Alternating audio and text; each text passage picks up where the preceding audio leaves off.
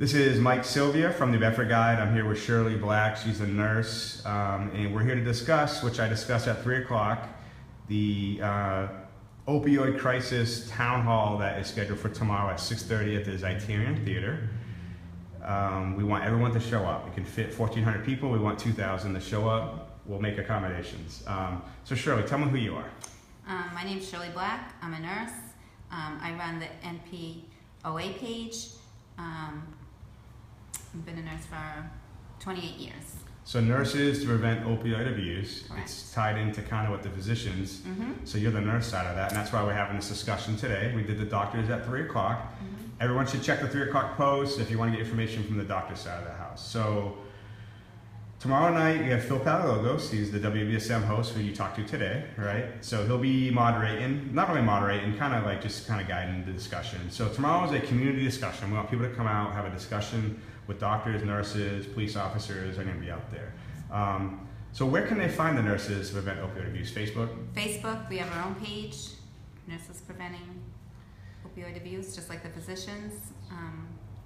A little bit different of posts versus we're more nursing related or, more socially related, a lot of different things, but it's growing. So why should people come to the Z tomorrow? Well, it's a much needed conversation that needs to happen in the community. I know it's tough. It's the first step in trying to break the stigma of addiction. We want people to feel comfortable and talk about this. We want people, anyone who's been touched by addiction, whether or not it's you, whether or not you love someone with an addiction, if you're in recovery, we want you to come. There's something that's going to be presented that's going to be able to reach everyone. So discussion is going to go with, there's going to be some resources there, not a lot, but limited resources for Mm-hmm. people that maybe are either affected or know someone affected by addiction. Yes, there will be some outreach there. So if you are having an issue and you need to speak to someone, there will be people there that you can talk to. So you have some statistics. So what's the opioid use? And I know you want to cover some teen numbers. Mm-hmm. So 1 in 5 high school students admits to prescription drug use without a prescription. On average, 2,500 teens use prescription drugs to get high for the first time. 60% of teens who abuse pain relievers do so before the age of 15.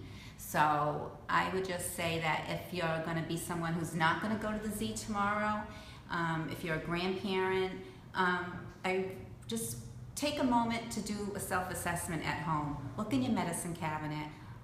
See if there's outdated prescriptions. See if you have a leftover prescription from a surgery you may have had last year. Maybe you didn't use all the Percocets or the Vicodins. If you're not using it, please dispose of it. The police stations have the kits that you can dispose of. It's really important to do that. We want to teach patients, the proper use of pain medication, but with that comes responsibility, and part of it is to dispose of it correctly. So don't just dump it down your toilet? Yeah, no, don't dump it down your toilet, but you can get rid of it. We just don't want people to have things at home that can tempt teens. Most teens who do it, they get the medication from their own household.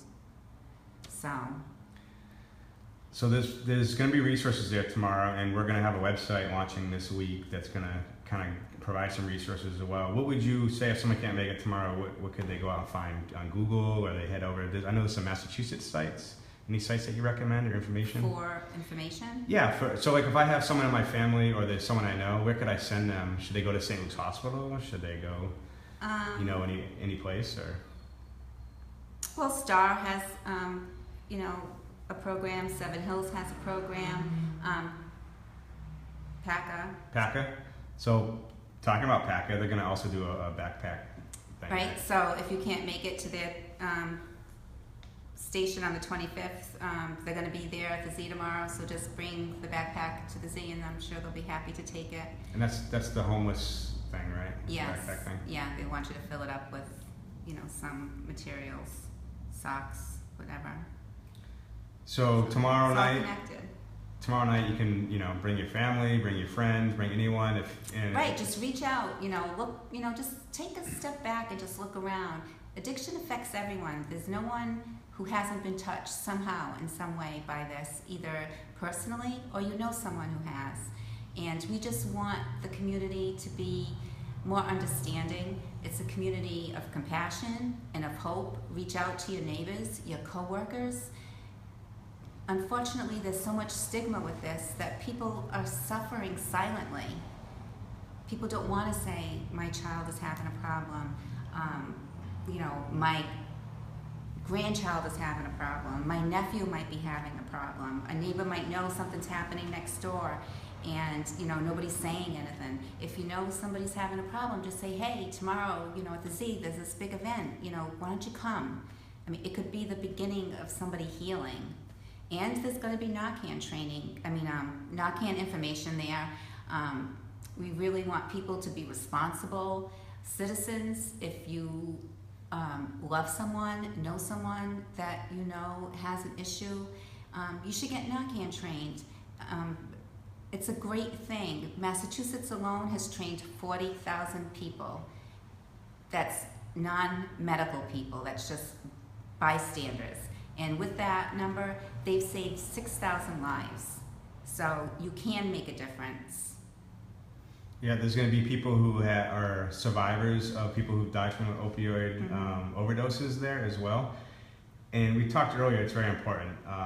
This is not just a New Bedford community discussion. So anyone in the South Coast, if you're in Boston, it doesn't matter. Come down. We got plenty of room in the Z. There's like 1,300 seats.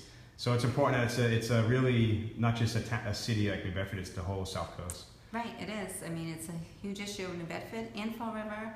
I think we're at 29 deaths in Fall River so far this year. We're 6 months into the year. They were 40-something in 2015. So we're going to break that number. Same thing in New Bedford. Yeah. And that's not, we're 6 months into the year. So I'm going to recap a little bit. Tomorrow night, Zeiterion Theatre, 6:30. It's scheduled for about an hour and a half or so, but it could go longer. We want participation. We don't want empty seats. You can't solve this problem from behind a keyboard. You can't solve it on social media. We can promote it and get it out there, but come out, have a discussion. There'll be no stigma. No one's going to judge anyone. Come on out. Let's talk about this. Get the resources. Make acquaintances with the nurses and the doctors in your neighborhood. I think we're going to have a banner for people to be able to sign if they've lost someone to an overdose, because August 31st is International Overdose Awareness Day. So we want to be able to use that. We ask that if you have a picture of someone that you've lost, to bring it. We have some release documents that you can sign so that we can use that in future projects. And I think that's it.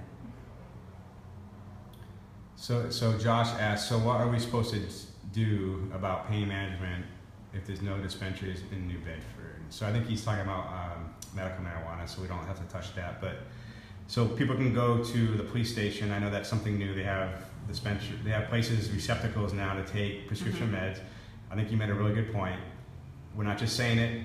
We want you to, during this video or after it, go to your cabinet now, if you especially have kids in the house, grab your old meds and get rid of them. Right, or, they have safe boxes. We'll have a couple on display tomorrow at the Z, the nurses will.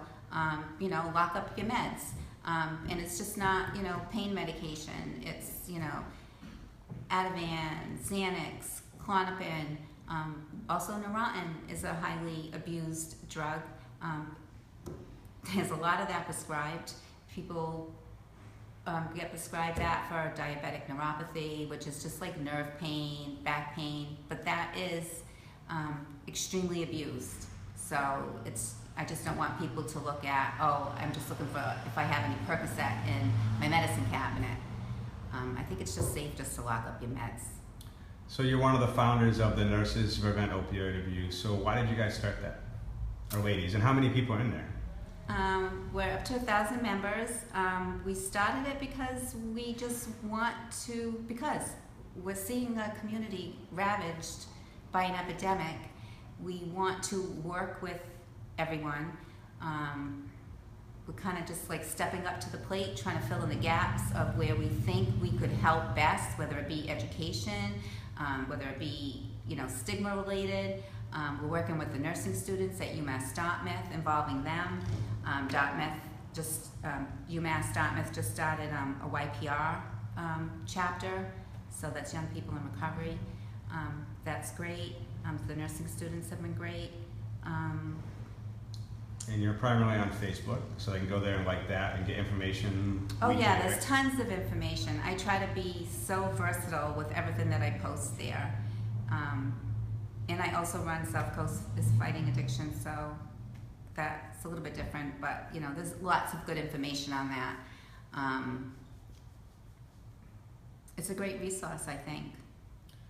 Okay, so I'm just gonna close it with head down to the Z tomorrow, 6:30, get there early. There's gonna be people there early, setting up, getting things ready.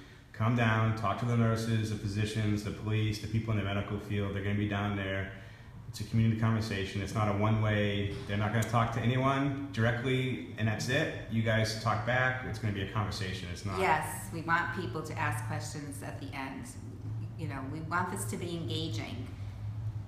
So show up. We want you all there. Okay, so thanks, Shirley. Appreciate your time.